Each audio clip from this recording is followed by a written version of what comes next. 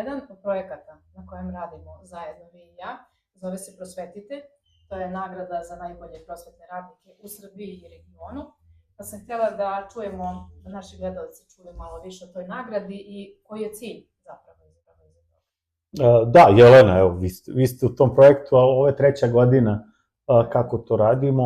Cilj je da napravimo nešto drugačije. Cilj je da povećamo i vidljivost i ugled, neću da kažem nastavničke profesije, nego nastavničkog poziva. To nije profesija. Profesija je nešto, da kažem, ajde, nešto što se plaća i što čovjek radi za pare, a ovo je poziv, ovo je opredeljenje nekoga, vas kao nastavnika, da uloži sebe u razvoj sledeće generacije ili sledećih generacija. I kao taj poziv uživa sve manje ugleda u ovoj zemlji. I kako vratiti taj ugled?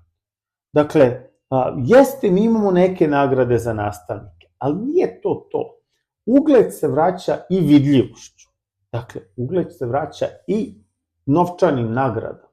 Ugled se vraća, evo, to je najdirljivije u toj nastavničkoj nagradi, da finalisti dobiju film, dokumentarac snimljen o sebi.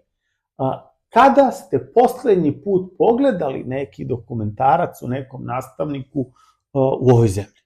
Dakle, davno su prošla ona vremena školskog programa, kad su kamere radio televizije Beograd išle u škole, toga više nema.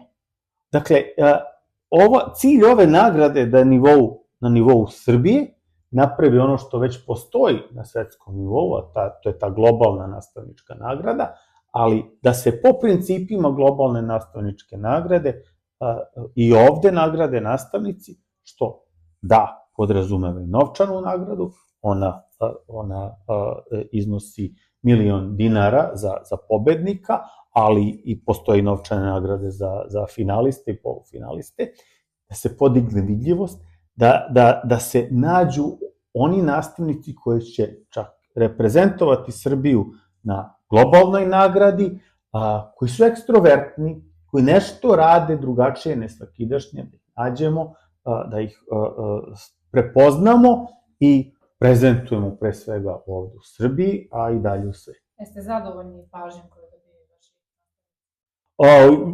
Oni sami plene pažnjom, dakle to zaista umeju.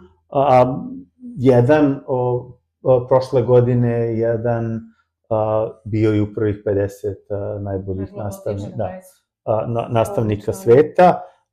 Dakle, imali smo takvog kandidata koji, vidite, Andreja Pavlović, o nastavniku matematike, on čak nije ni bio pobednik prosvetitelja, došao je do finala, ali eto, bar znamo da imamo kriterijume koji umeju da prepoznaju, a to što se traži i na svetskom nivou od nastavnika.